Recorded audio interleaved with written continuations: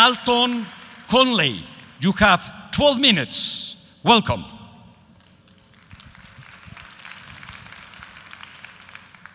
Hola, Puebla, and ladies and gentlemen of the jury.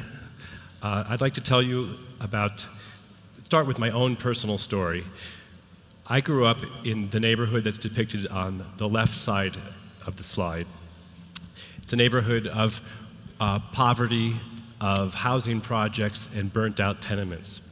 It was the 1970s and early 1980s in New York City, and at that time, this area, this 5-block radius, was one of the 3 points on the world heroin triangle. Poppies were grown in Afghanistan, they were processed in Thailand, and they were shipped to this area where 70% of the heroin that was consumed in the United States came through here. And I know, because we're in Mexico, I don't have to tell you that when drugs come and drug trafficking, violence and other problems follow. So it was one of the most violent neighborhoods at the time. And my parents chose to live there. They were artists. My father is a painter, and my mother is an author, a writer, and they wanted to make it.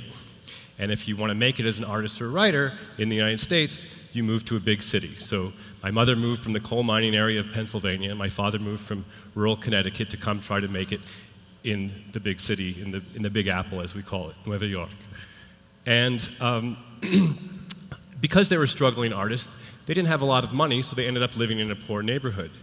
But what I'm here to tell you today is that actually, I like to think of my childhood as a natural experiment. Because when you strip away the usual things that are associated with race differences or with class differences, usually white people and black people in the United States live in different neighborhoods. Usually if you're middle class, you have some money in the bank and you have a fancy house or a nice house. But when you strip away those more obvious things, you see what's left, what I would argue is more powerful about race and class in the United States. And that is social and cultural capital. Social capital is just a fancy word sociologists use for connections, that my parents knew a lot of people and they knew how to work the system. And cultural capital, it means references, education. My mother graduated college, for instance. And so if you look at the picture on the right, you can see me there in the back, smiling like a geek. My mother's not a very good photographer, so my sister's in the front row cut off. And those are our neighbors. And much of my work, my research, has been trying to figure out why I'm up here today and my neighbors are not. Fast forward a few years to middle school. There I am looking geeky again, playing the clarinet. And there's my friend from the neighborhood, Jerome McGill. A few weeks after this was taken, he was hanging out in our neighborhood at night, talking to a friend, and a shot erupted from a building across the street that was one of the burnt-out tenements that now served as a heroin shooting gallery or as a crack house. The bullet ricocheted off the brick and struck him in the neck. And from that point forward, age 13, he was paralyzed. So much of my whole life has been about trying to figure out why I'm here able to stand on my own 2 legs and people like Jerome are not. Now, of course, we could just say it was just a random fluke accident. It was a bullet that ricocheted off a building and hit him. So maybe it really is just luck, his bad luck and my good luck. But when you add up a number of experiences, Jerome's, the fact that my other friend from Little League baseball team, Mark Ramirez, ended up serving 20 years in jail for getting mixed up with the wrong people when he was age 19. And meanwhile, I, by accident, I should say, burned down my friend's apartment, set fire to his apartment when we were playing a game there, and yet I didn't get in so much trouble that I'm not here. So if I wanted to answer this, well, little did I know when I went into this to try to investigate this, I was entering this great debate. What I like to call, what people call nurture versus nature, nature versus nurture, I like to call Watson versus Watson. Jim Watson, represented by the double helix on the right, is the co-discoverer of DNA, and that argues for the importance of genes. But John Watson is a famous American behavioralist psychologist who's famously misquoted as saying that give him any kids and he can turn any kid, if he gets them early enough, into a doctor and or a criminal, just based on how he upbrings them. And that's the power of nurture. So if I really wanted to unravel this, I would have to do a pretty devious experiment. I would take two twins, identical twins at birth, I would kidnap them, and I would put one in my neighborhood where I grew up, and I would sneak the other one off to, let's say, Greenwich, Connecticut, which is basically the richest town around New York City.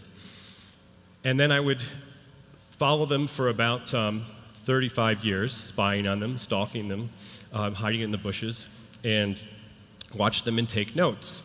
And then after 35 years, I would know what is the effect of nurture, what is the effect of our social environment, net of our genes, because they are identical twins. But of course, that wouldn't really answer the questions about race or class. Actually, and it wouldn't even answer the question about nurture, because it could be a fluke accident that one of them ended up better off than the other one. So I'd have to recruit a bunch of you, and we'd have to do this about at least 20 times, steal 20 sets of twins, and randomly assign them to different families.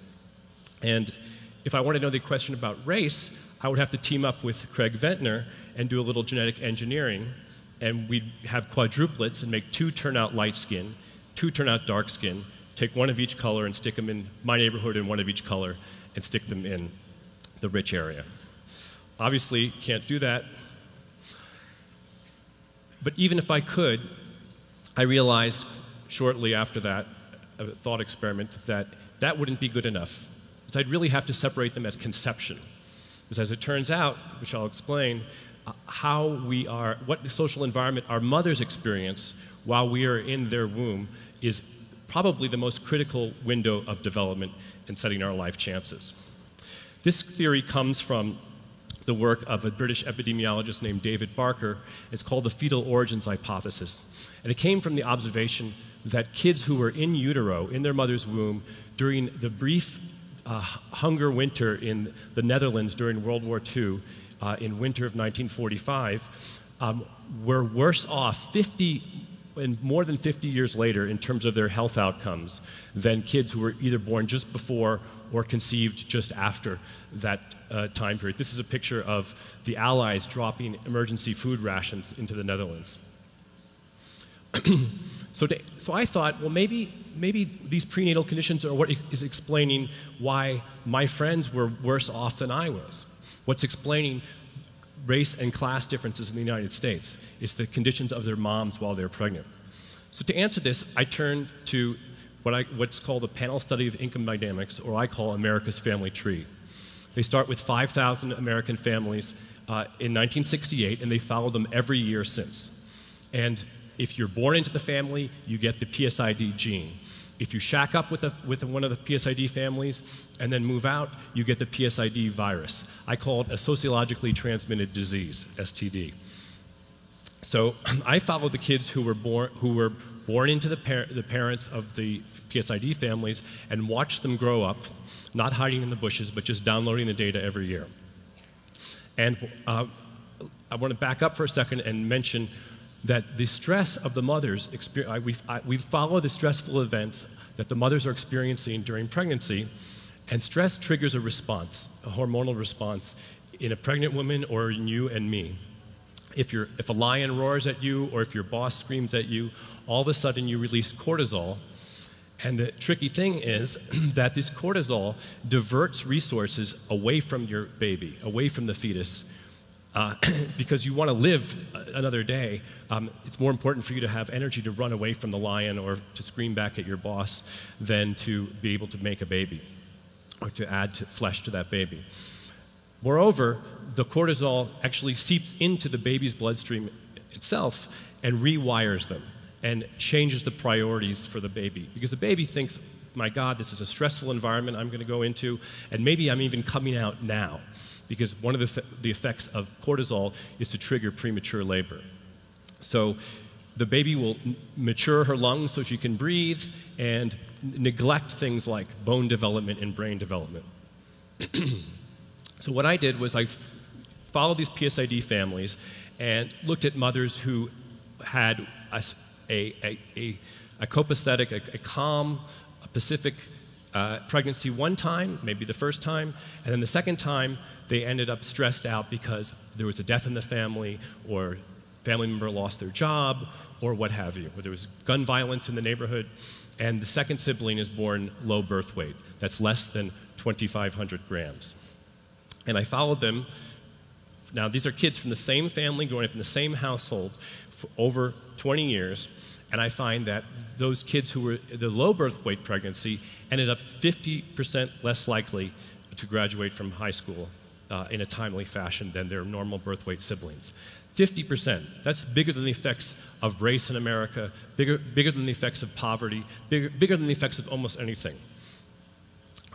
We've replicated this with twin studies and so forth to really try to factor out genetics, and we found, and others have found, that if you want to know what a pound of flesh is worth, a pound of birth weight, the answer is 7% of your lifetime income. If you're a pound heavier, you're more likely, you'll earn 7% more. Probably understandable, this extends to things like educational performance.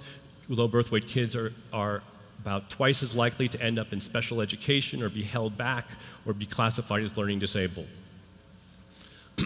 So this might sound like a pretty depressing talk, right? For all of us, it's all over, forget about it, right? We can blame our mothers if they smoked or did drugs or were stressed out during their pregnancy, but if this is the most important window, it's really all over. But I want to leave you with a hopeful message, and that is, now that we know how important prenatal conditions are, we can do something about it. Because if you think about most of what we do in society to equalize chances, it occurs much too late. It occurs in high school, it occurs in elementary school, it occurs in families' nutrition once the kids are born.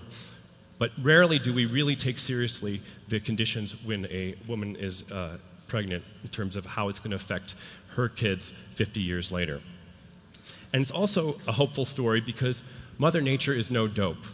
So when kids experience stress in utero, they actually learn to deal with stress better because the signal from the environment is that this is going to be a crazy world.